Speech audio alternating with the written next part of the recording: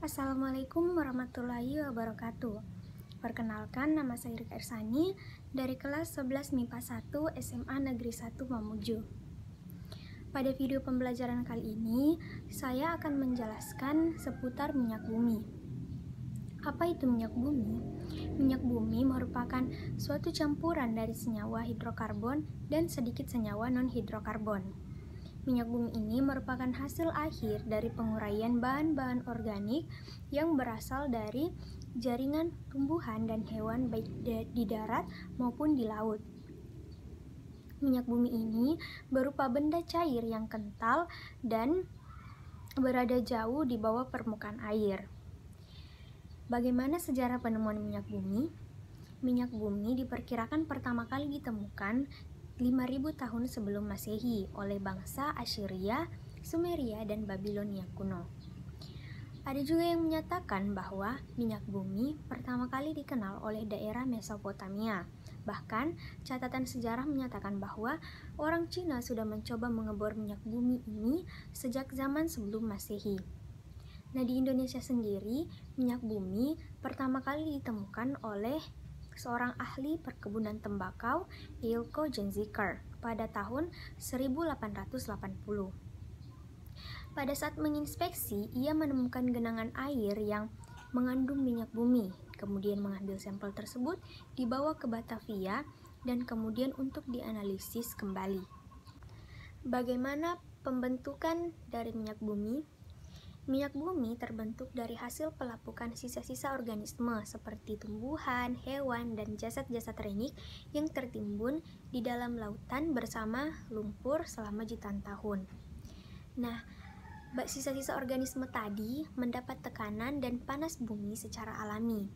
Sebagian dari jasad-jasad renik mengandung minyak dan lilin. Bagian-bagian tersebut akan berubah menjadi bintik-bintik yang kemudian akan berubah menjadi warna coklat tua. Nah, lumpur yang tertimbun bersama sisa-sisa organisme tadi akan mengeras dan membentuk batuan. Nah, dan akan tertimbun di dalam perut bumi. Semakin lama batuan ini tertimbun, maka semakin banyak pula minyak yang akan dihasilkan. Sementara itu, saat lempeng kulit bumi bergerak, minyak bumi yang berada di banyak arah akan ikut bergerak. Minyak bumi ini akan berkumpul di dalam pori-pori batu pasir atau batu kapur. Nah, akibat adanya gaya kapiler dan tekanan di perut bumi yang lebih tinggi dibanding tekanan yang ada di permukaan bumi, maka minyak akan bergerak naik ke atas. Namun saat pergerakan naik ke atas, minyak bumi mungkin akan terhalang di dalam batuan yang tidak berpori atau batuan yang kedap air. Nah, karena itulah minyak bumi ini disebut dengan petroleum, atau dalam bahasa Latin petrus yang artinya batu dan oleum yang artinya minyak. Nah, ada pula dampak-dampak dari pembakaran bahan bakar. Nah, kandungan utama bahan bakar ini adalah senyawa hidrokarbon serta sedikit senyawa belerang, nitrogen, oksigen, dan senyawa timbal.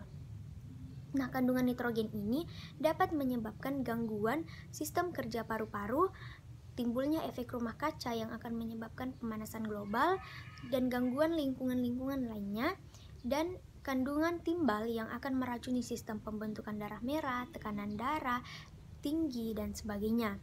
Namun, dampak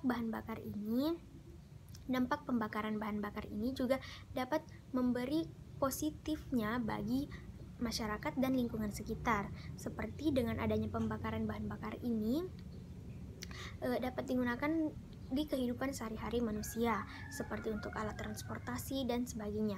Mungkin sekian yang dapat saya sampaikan, kurang dan lebihnya mohon dimaafkan. Bila ada kesalahan mohon dikoreksi. Wabillahi taufiq wal hidayah. Wassalamualaikum warahmatullahi wabarakatuh.